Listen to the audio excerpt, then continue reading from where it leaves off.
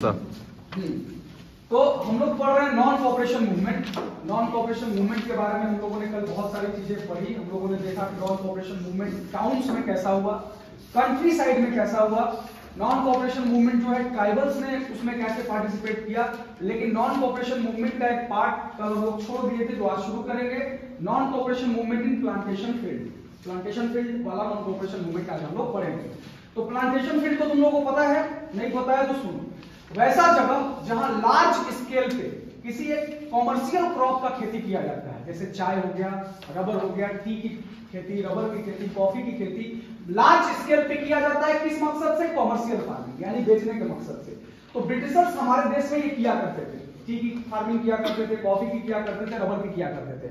और प्लांटेशन जो होता है ना, ये जो फार्मिंग होता है ये लेबर इंटेंसिव होता है, यानी इसमें बहुत सारे लेबर्स की आवश्यकता पड़ती है, काम करने वाले लोग, मजदूर, वर्कर्स की आवश्यकता पड़ती है। और ब्रिटिशर्स करते क्या थे कि इंडिया के रूरल एरिया से लोगों को उठा करके, फोर्स रिक्रूटमेंट तुम लोग पढ़े ही हो, ले जाते थे प्लांटेशन फील्ड में और उनसे काम कराते थे। लेकिन अब सवाल ये उठता है कि उन वर्कर्स के लिए नॉन कोऑपरेशन मूवमेंट का क्या मतलब था, यानी कि जो वर्कर्स, लेबर्स काम करते थे प्लांटेशन फील्ड में, उनके लिए नॉन कोऑपरेशन का क्या अर्थ था और क्या कहानी है। चलो शुरू करते हैं।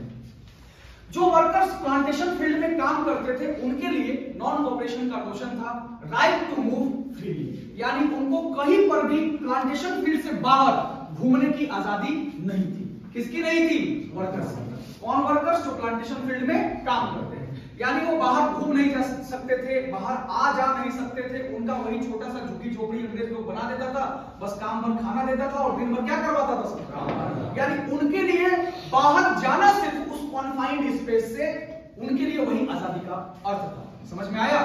तो लेकिन अंग्रेजों ने एक और काम किया था, उन्होंने इनलैंड इमिग्रेशन एक्ट लाए थे वो 1859 में। उस एक्ट के तहत ये कानून बनाया था अंग्रेजों ने कि अगर किसी वर्कर को प्लांटेशन फील्ड से बाहर जाना है तो उसको लेना पड़ेगा परमिशन, लेकिन ये परमिशन कभी भी किसी को मिलता नहीं था। ठीक है ना? लेकिन जब नॉन कोऑपरेशन मूवमेंट का हवा उठा तो ऐसा उनके पास र्यूमर फैला वर्कर्स के पास कि अब इंडिया में गांधी राज आ गया है। किसका राज आ गया है? गांधी राज। और इस गांधी राज में हमारे गांव में हमको फ्री में जमीन दिया जाएगा, लैंड दिया जाएगा, क्योंकि वो बेचारे सभी लोग गरीब थे, लैंडलेस थे। उनके लिए ये जमीन और ये उम्मीद ही कि हम एक दिन बाहर निकलेंगे। आजादी उनके लिए, आजादी का असली अर्थ यही था, स्वराज का मतलब उनके लिए यही था। हुआ भी क्या कि जब लोगों को ऐसा र्यूमर फैला, उन लोगों ने छोड़ा, आगे परमिशन वगैरह गया, समझ में आया, वो लोग निकल गया अपने घर के लिए। सारा वर्कर प्लांटेशन फील्ड का कहां निकल गया? अपने गांव के लिए निकल गया। एकदम डेस्टिनेशन उनका था उनका गांव। लेकिन तुम्हारे एनसीईआरटी में लिखा हुआ है but they never reached there destination. क्यों? क्योंकि गांव जाने के रास्ते में ही जो पुलिस थी, ब्रिटिश पुलिस, उनको पकड़ ली और उनको बहुत ब्रूटली पीटेगा, यानी बहुत ही बेदर्दी से मारा पीटा और फिर घसीट करके प्लांटेशन फील्ड में ले गए। यानी यहां भी नॉन कोऑपरेशन मूवमेंट तुम्हारा फेल हो गया। हमने देखा टाउन्स में भी धीरे धीरे स्लो डाउन हो गया, कंट्री साइड में भी स्लो डाउन हो गया। और किसान सभा याद आ रहा है ना? ट्राइबल्स का भी अलूरी सीतारमन राजू को एग्जीक्यूट कर दिया गया, उनका भी जो एजिटेशन का आंदोलन था वो भी स्लो हो गया और प्लांटेशन फील्ड का स्लो हो गया। लेकिन मायने ये नहीं रखता कि स्लो हो गया, मायने ये रखता है कि ऑल इंडिया एजिटेशन हो रहा था, यानी कि पूरा देश आंदोलन कर रहा था एक कॉमन एनिमी के खिलाफ। और वो एनिमी कौन थे? ब्रिटिशर्स। यानी अब हमारे अंदर धीरे धीरे नेशनलिज्म की फीलिंग आ रही थी। आइडिया, नोशन भले ही अलग अलग हो, हमारा अंग्रेजों से लड़ने का मकसद भले ही अलग अलग हो, लेकिन हमारा दुश्मन एक था और हम लोग लड़ना शुरू कर दिए थे। और उसी समय ये स्लोगन आया था स्वतंत्र भारत। समझ में आ गया? तो यहां पर तुम्हारा नॉन कोऑपरेशन मूवमेंट ये जो हुआ था खत्म होता है। लेकिन कुछ तुम लोगों को बताएंगे कि कैसे विथड्रॉवल हुआ नॉन कोऑपरेशन मूवमेंट का। तो चौरी चौरा का घटना तुम लोगों को पहले भी पढ़ा चुके हैं, फिर से जान लो। चौरी चौरा जो है यूपी में पड़ता है, गोरखपुर के पास। ठीक है ना? गोरखपुर यूपी में जगह है जहां से योगी जी है ना, जानते हो ना? वहां गोरखपुर के पास चौरी चौरा था। वहां पर भीड़ जो है पीसफुल प्रोटेस्ट कर रही थी, शांतिपूर्ण तरीके से भीड़ प्रोटेस्ट कर रहा था अंग्रेजों के खिलाफ, नॉन कोऑपरेशन मूवमेंट को आगे बढ़ा रहा था। लेकिन उस भीड़ पर अंग्रेजों ने लाठीचार्ज कर दिया और वो दिन था 5 फरवरी 1922। ठीक है ना? भीड़ पर लाठीचार्ज किया, भीड़ ने भी जो है उसका रिस्पांस दिया, वायलेंट हो गया भीड़, और भीड़ ने थाने को ही फूंक दिया था, पुलिस स्टेशन को। और कितने पुलिसकर्मी मारे गए?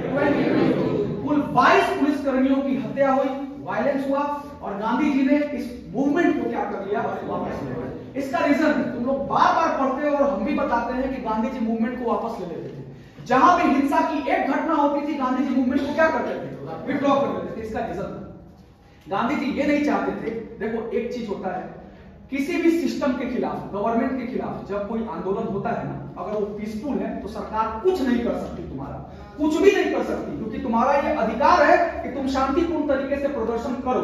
लेकिन जब तुम वायलेंट हो जाते हो ना, तो जानते हो गवर्नमेंट का पावर, पूरी आर्मी उसकी, पूरी पुलिस उसकी, एक सेकंड नहीं लगेगा, पूरा का पूरा आंदोलन ध्वस्त कर देगा पूरे देश में। समझ में आया? इसलिए गांधी जी डरते थे। गांधी जी का ये डर था कि अगर हम आंदोलन वापस नहीं लेंगे तो जितने भी और नेता हैं, जवाहरलाल नेहरू, मोतीलाल नेहरू, सरदार वल्लभ भाई पटेल, इन सबको अंग्रेज ले जाएगा, जेल में खूब मारेगा पीटेगा, इससे बढ़िया भैया पहले ही विथड्रॉ कर दीजिए। समझ में आया? तो गांधी जी ने चौरी चौरा की हिंसा के कारण, जिसमें 22 पुलिसकर्मियों की हत्या हो गई थी, उसके कारण नॉन कोऑपरेशन मूवमेंट को गांधी जी ने क्या कर दिया, वापस ले लिया। ठीक है, यहां तक समझ में आ गया। अब हम लोग चलेंगे टुवर्ड्स सिविल डिसोबीडियंस मूवमेंट। हमने कल बताया था सिविल डिसोबीडियंस का मतलब यानी सविनय अवज्ञा। डिसओबीडियंस का मतलब होता है कि हम आपकी बात को मानेंगे नहीं। आज्ञा, जैसे मान लो हमने किसी को बोला कि चलो बाबू तुमको सच बोलना चाहिए, या कोई भी बढ़िया चीज, या बोले कि एक गिलास पानी लेकर के आओ, ठीक है ना, लेकिन तुमने हम बोला कि हम नहीं लाएंगे, यानी तुमने अवज्ञा किया। ठीक है ना, हमने बोला कुछ करने को लेकिन तुमने किया नहीं। तो हम इंडियंस अब उस स्तर पर पहुंच गए थे कि अब हम अंग्रेजों की बात को, उनके कानून को मानेंगे नहीं, लेकिन वायलेंस नहीं करेंगे, सभी नहीं, यानी इज्जत से हम आपकी बात नहीं मानेंगे। आप हमको चाहे मार लीजिए, पीट लीजिए, जेल में डाल दीजिए, लेकिन भैया हो गया खत्म, अब हम आपकी बात को मानेंगे। तो सिविल डिसोबीडियंस मूवमेंट की तरफ, हाँ एक और चीज तुम लोगों को बताना भूल गए थे, सुन लो, गांधी जी को सिविल डिसोबीडियंस मूवमेंट, अभी तो टुवर्ड्स पढ़ा रहे हैं, लेकिन चौरी चौरा घटना के तुरंत बाद गांधी जी को अरेस्ट कर लिया गया था। गांधी जी चले गए थे जेल में। तुम्हारा 5 फरवरी को 1922 को चौरी चौरा हुआ और 10 मार्च को गांधी जी को जेल में डाल दिया गया। ठीक है ना, गांधी जी चले गए जेल में। इसके बाद हम जो कांग्रेस के बड़े बड़े नेता थे वो अब थक चुके थे मास एजुकेशन से, यानी ये जो आंदोलन हो रहा था नॉन कोऑपरेशन मूवमेंट, उसके पहले हम लोगों ने देखा रॉलेट सत्याग्रह हुआ, बहुत सारे सत्याग्रह हुए, इससे जो थक गए थे कांग्रेस के बड़े बड़े नेता। और थकने वालों में नाम था मोतीलाल नेहरू, सियाता से मुख्य थे, बहुत सारे लीडर्स थे, वो थक गए थे और वो चाहते थे कि अब हम आंदोलन नहीं करेंगे बल्कि इलेक्शंस में क्या करेंगे, पार्टिसिपेट करेंगे, भाग लेंगे ना। अब कांग्रेस डायरेक्टली तो इलेक्शन में भाग नहीं ले सकता था, क्योंकि कांग्रेस ने तो नॉन कोऑपरेशन की नीति अपनाई थी, जहां अंग्रेजों का सहयोग किसी भी इलेक्शन में नहीं करेंगे। इसलिए उन्होंने एक नई पार्टी बनाई और उस पार्टी का नाम क्या था, स्वराज पार्टी। कौन बनाया स्वराज पार्टी को, सियादास और मोतीलाल। वो चाहते थे चुनाव लड़ना, वो चाहते थे कि हम जा करके असेंबली में अंग्रेज, हम पावर गेन करके अंग्रेजों का विरोध असेंबली में कर सकते हैं। समझ में आ गया? ये चीज तुम लोग ध्यान रखना। इसके बाद एक और चीज ध्यान रखने वाला है कि कांग्रेस के ही कुछ लीडर्स जैसे पंडित जवाहरलाल नेहरू, सुभाष चंद्र बोस, इनको रेडिकल्स माना जाता था, गरम दल के ये लोग थे। ये लोग चाहते थे कि मास एजुकेशन हो और तेजी से हो और तीव्र रूप से हम लोग करें मास एजुकेशन, ये लोग नहीं चाहते थे। समझ में आ गया? अब चलो पढ़ते हैं दो ऐसे सिचुएशंस जिन्होंने इंडिया को, या कह सकते हो कि हमारे देश के लोगों के माइंड में नेशनलिज्म के फीलिंग को और फोर्ज किया और आगे बढ़ाया। दो घटनाएं घटी थी और उसके बाद ही हम लोग सिविल डिसोबीडियंस मूवमेंट को अच्छे से शुरुआत करेंगे, पढ़ाई करेंगे। एक घटना तुम लोग हमेशा हिस्ट्री में पढ़ते आ रहे हो, वर्ल्ड वाइड इकोनॉमिक डिप्रेशन। हुआ क्या था, एग्रीकल्चरल प्रोड्यूस बहुत ज्यादा हो गया था उस समय, और इतना ज्यादा हो गया था कि उसका डिमांड मार्केट में क्या हो गया, कम। कोई भी चीज अधिक हो जाता है तो उसका मांग मार्केट में कम हो जाता है, और जब मांग कम हो जाता है यानी कि वो सामान तुम्हारा बिक ही नहीं रहा है, और जब सामान बिकेगा ही नहीं तो पैसा मिलेगा नहीं मिलेगा। हम एक्सपोर्ट भी नहीं कर रहे थे क्योंकि सारे जगह उस समय एग्रीकल्चरल प्रोड्यूस अच्छे हुए थे, ठीक है ना। और इसी कारण से क्या हो गया कि जो हमारे देश के लोगों को रेवेन्यू देना था अंग्रेजों को, वो नहीं दे पा रहे थे। प्रोड्यूस ज्यादा हो गया था इसके कारण, क्योंकि वो बिक नहीं रहा था, उसका डिमांड धीरे धीरे क्या हो गया था, स्लो डाउन हो गया था। और दूसरा जो स्टोरी है वो है साइमन कमीशन। साइमन कमीशन जो है वो इंडिया आया, कब आया याद है, 1928 में साइमन कमीशन इंडिया आया। और साइमन कमीशन किस लिए आया था, भारत का संविधान प्राप्त करने के लिए, to draft the constitution of India. लेकिन दुर्भाग्य की बात यह थी कि उस कमीशन में एक भी इंडियन मेंबर नहीं थे, यानी वो लोग हमारे देश का संविधान बना रहे हैं और उसमें हमारे देश के ही लोग नहीं। समझ में आया? ये वही हो गया कि हमारा घर है और नियम कानून कोई दूसरा बना रहा है हमारे लिए। घर मेरा है और हमको चलना पड़ेगा दूसरे के हिसाब से। समझ में आया? सेम कंडीशन है कि देश हमारा और संविधान बनाएंगे अंग्रेज नहीं। इसीलिए हमारे देश के लोगों ने इसका विरोध किया और उसी समय एक नारा आया, गो बैक साइमन। ठीक है ना, साइमन वापस जाओ, साइमन कमीशन वापस जाओ, इसका नारा हुआ। और दुर्भाग्यवश उसी समय कह सकते हो धरना प्रदर्शन में हमारे देश के बहुत ही बड़े लीडर लाला लाजपत राय शहीद हो गए। उनको लाठीचार्ज में लाठी लगी, सर पे लगी, वो वहीं पर बेहोश हो गए। उनका ज्यादा एक्सेसिव ब्लीडिंग होने के कारण उनका डेथ हो गया, लाला लाजपत राय का। ठीक है, इतना कहानी के बाद अब आगे चलते हैं। लॉर्ड इरविन ने हम लोगों को एक और ऑफर दिया। ठीक है, ये सब ऑफर नहीं था, जैसे नहीं बच्चों को ललचाया जाता है। ठीक है ना, चाहे किसी डॉग या किसी को अगर अपना काम करना है तो ललचाया जाता है ना कि हम आपको ये दे रहे हैं, वो दे रहे हैं। बच्चों को नहीं खिलौना दे दिया जाता है कि नहीं आप मेरी बातों को मानिए, सुनिए। ठीक इसी प्रकार से जो भारत के उस समय वायसराय थे लॉर्ड इरविन, उन्होंने हमको एक छोटा सा लॉलीपॉप दिया, कह सकते हो लुभावना दिया, और उसका नाम था डोमिनियन स्टेटस। यानी कि उन्होंने कहा हमको कि आप पॉलिटिकल ऑटोनॉमी ले लीजिए, आजादी ले लीजिए, लेकिन अल्टीमेटली तुम्हारे देश पर शासन किसका रहेगा? ब्रिटिशर्स का। यानी तुम लोग राज करो, लेकिन टैक्स किसको पहुंचाओगे? अंग्रेजों को। तुम लोगों का देश है, लेकिन किसके कथनानुसार, यानी किसके आदेश से तुम्हारा देश चलेगा? ब्रिटिशर्स के। देश हमारा और हम किसके आदेश से चलेंगे? अंग्रेजों के। डोमिनियन स्टेटस यानी इसका सीधा मतलब होता है आधी आजादी, पूरी आजादी नहीं। और इसके लिए उन्होंने कांग्रेस लीडर्स को आमंत्रित किया राउंड टेबल कॉन्फ्रेंस में, और ये कहां होता था?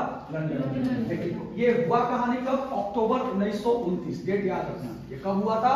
अक्टूबर 1929। लेकिन हमारे देश के जो रेडिकल्स थे उन्होंने, या हमारे देश के जितने भी कांग्रेस लीडर्स थे, उनको ये पसंद नहीं आया। उसमें स्पेशली जिनका नाम लिया जाता है पंडित जवाहरलाल नेहरू, वो बोले आधी आजादी नहीं। कांग्रेस का लाहौर सेशन हुआ सेम ईयर 1929 में, दिसंबर के महीने में कांग्रेस का लाहौर सेशन। लाहौर आज पाकिस्तान में चला गया, ठीक है ना। पहले जब पंजाब इंडिया का पार्ट था तो पंजाब की राजधानी थी कौन? लाहौर। लेकिन पार्टीशन के बाद लाहौर कहां चला गया? पाकिस्तान में। लेकिन 1929 में लाहौर में कांग्रेस का सेशन हुआ दिसंबर में, और उस सेशन में ही पंडित जवाहरलाल नेहरू ने पूर्ण स्वराज की बात कही। अब हम लोग आधी आजादी नहीं लेंगे, जब भी लेंगे तो कैसी आजादी लेंगे? पूर्ण स्वराज। अंग्रेजों भारत छोड़ो, अब बिल्कुल भी हम तुमको बर्दाश्त यहाँ नहीं करेंगे। हमको ये सब लॉलीपॉप वगैरह दे करके हमको लुभाओ मत ना, हम लोगों को दाना मत दो, ठीक है ना। हम लोगों को पूरा का पूरा देश चाहिए, पूरा भारत चाहिए, एकदम स्वतंत्र भारत चाहिए, पूर्ण स्वराज चाहिए। इसी मुद्दे पर पंडित जवाहरलाल नेहरू ने उसी मीटिंग में घोषणा किया कि अगले महीने के आखिरी संडे को, यानी नेक्स्ट मंथ या कह सकते हो नेक्स्ट ईयर के आखिरी संडे को हम लोग मनाएंगे इंडिपेंडेंस डे। और फॉर्चुनेटली उस दिन जो डेट था वो डेट था 26 जनवरी। तो दिसंबर 1929 में लाहौर सेशन होता है, और ठीक एक महीने बाद साल भी बदल जाता है और महीना भी। 26 जनवरी को मीटिंग होता है, मीटिंग तो हो चुका था। 26 जनवरी को हम लोग मनाते हैं क्या? Independence day. लेकिन ऐसा हो नहीं पाया, उस दिन हम लोग को आजादी मिल नहीं पाई। लेकिन उस डेट का महत्व हमारे लिए बढ़ गया, इसीलिए हमको आजादी मिली 15 अगस्त को, कल तुम लोगों को बताए भी थे। लेकिन हम लोग 26 जनवरी को एक स्पेशल डे के रूप में हम लोगों का संविधान बन चुका था 26 नवंबर 1949 को, लेकिन उसको होल्ड करके रखा गया 26 जनवरी तक, क्योंकि उस डेट का भी महत्व या हिस्टोरिकल इंपॉर्टेंस बना रहे हमारे दिलो दिमाग में। इसीलिए उस दिन को आज हम लोग रिपब्लिक डे के रूप में मनाते हैं। समझ में आ गया? बस